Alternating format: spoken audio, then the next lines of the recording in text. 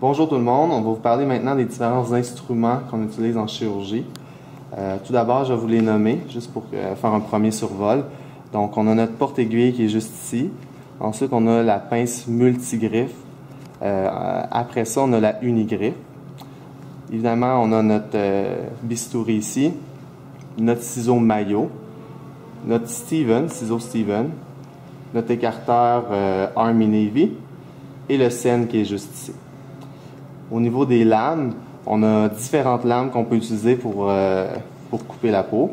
Habituellement, on prend soit la 10 ou la 15 qui sont plus utilisées. Donc d'abord la 10 est juste ici, la 11 qui est très pointue, la 12 qui est courbée, la 15 et enfin la 23 au bout ici. Donc on va commencer avec le porte-aiguille. Le porte-aiguille il se tient de cette façon. Donc le pouce est dans le premier trou et le quatrième doigt dans le deuxième trou. Ça nous donne une bonne arc de rotation. Les deux autres doigts sont utiles pour garder une bonne stabilité là, de notre porte-aiguille. Si vous voulez, plus tard, vous pouvez sortir les doigts des trous comme ça pour encore plus avoir une bonne arc de rotation.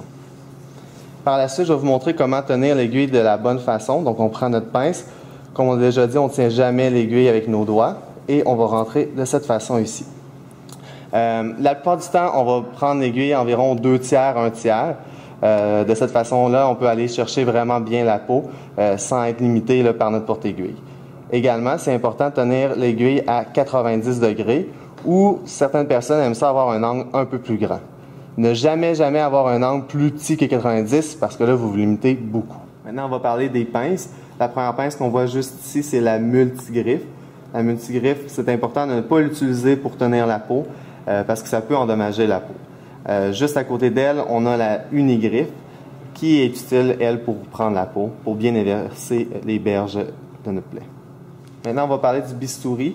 La façon de tenir la bistouri, on tient ça comme un crayon, de cette façon. Si on veut couper, on peut toujours prendre notre petit doigt pour faire une stabilité là, lorsqu'on incise la peau.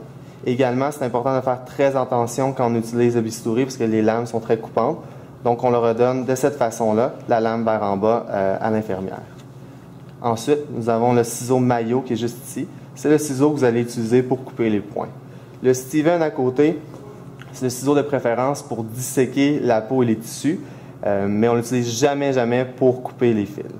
Donc, avant de parler des écarteurs, je vais vous parler de l'hémostate, qui est un instrument utile pour tenir des nœuds, tenir des fils, tenir des vaisseaux qui saignent. Et également pour faire de la dissection mousse, parce qu'il n'est pas pointu. Ensuite, parlons des différents écarteurs. Il y en a beaucoup. On en a 2 ici. Le premier, c'est le Army Navy, qui est très versatile. Un boulon au bout court.